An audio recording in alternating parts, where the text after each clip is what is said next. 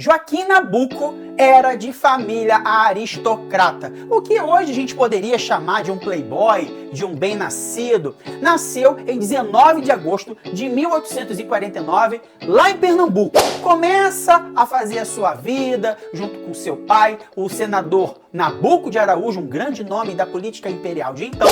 Vai para o Rio de Janeiro, estuda no Colégio Pedro II, se forma em letras, depois vai para São Paulo para se formar em doutor advogado, como muitos chamavam na época. Eu estou tentando gravar agora, mas a cachorrada da vizinhança não está permitindo.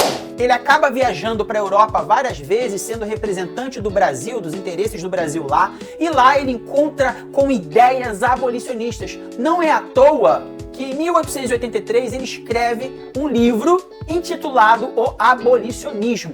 Quando volta ao Rio de Janeiro, se elege deputado e profere discursos e mais discursos a favor da abolição da escravidão.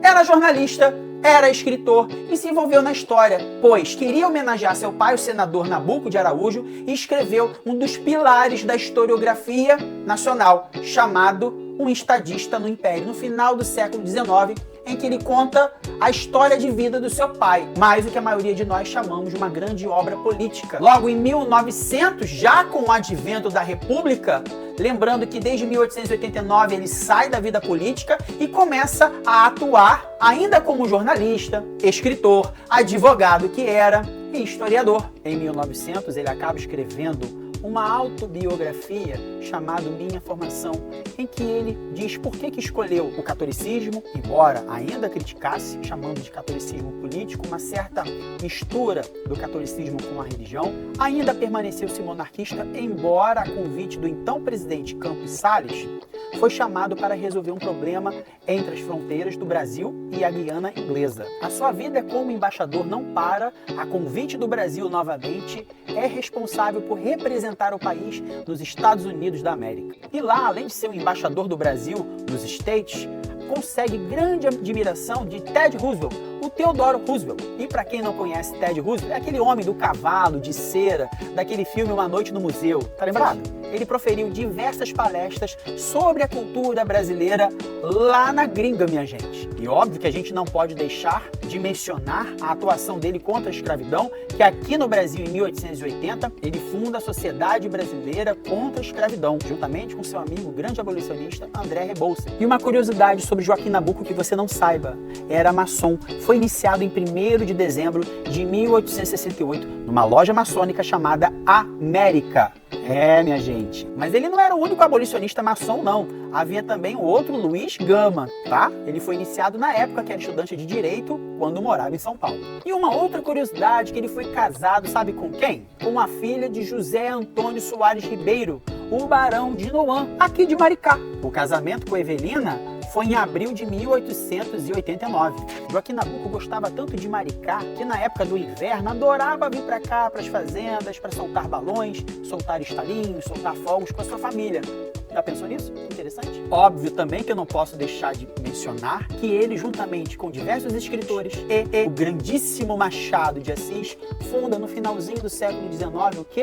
A Academia Brasileira de Letras, que infelizmente essa semana perde um dos seus grandes imortais, o professor José Murilo de Carvalho, grande historiador que fará falta para a historiografia e história desse país e contribuiu com inúmeros estudos sobre cidadania aqui no nosso país. Já que eu falei de grandes historiadores, ainda homenageio aqueles que estão entre nós e que fazem parte da nossa vida acadêmica. A minha professora orientadora, desde o mestrado até o doutorado, a professora doutora Lúcia Maria Pascoal Guimarães. Queria mandar também um abraço especial para o professor doutor Arno Welling, presidente de honra do Instituto Histórico e Geográfico Brasileiro, em que tive a honra dele participar na minha banca de defesa do doutorado. Não é para qualquer um não ter um imortal na banca não, hein? Que chique! A professora doutora Márcia de Almeida Gonçalves, um grande professor e amigo firme, como chamo, doutor Renilson Rosa Ribeiro, a professora doutora Lúcia Bastos, a professora doutora Tânia Bessoni, e não posso deixar de mencionar por aqueles que construíram a história escrita de Maricá,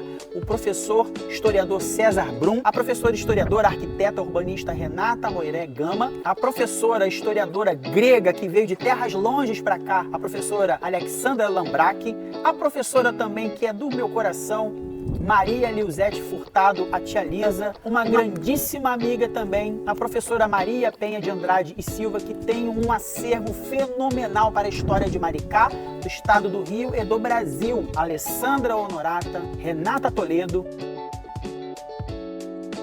também a professora Renata Peixinho, realizando um excelente trabalho a respeito da Constituinte aqui no Brasil. São diversos nomes, diversas obras, que se eu ficasse falando aqui levaria horas e horas. A minha homenagem sincera pelo Dia do Historiador. Mando também um abraço para o Instituto Histórico, Geográfico e Ambiental de Maricá, da qual eu faço parte com muito orgulho. A presidência, a Renata Gama, a chancelaria, o David, e o presidente mirim, que é o Miguel Ângelo Padilha. Esse garoto promete. É muita gente para lembrar. O importante é que a história está sendo reescrita a todo instante. A história geral, a história das Américas, do Brasil, dos estados, inclusive a de Maricá. É para isso que estamos aqui. Eu sou o professor Dr. Vitor Hugo, mestre e doutor em História pela Universidade do Estado do Rio de Janeiro. Se você gostou desse conteúdo, pega o dedinho, clique aqui, ative as notificações para apoiar esse trabalho que é totalmente gratuito.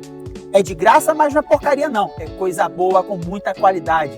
Espero vocês até o próximo vídeo. Porque aconteceu, virou história.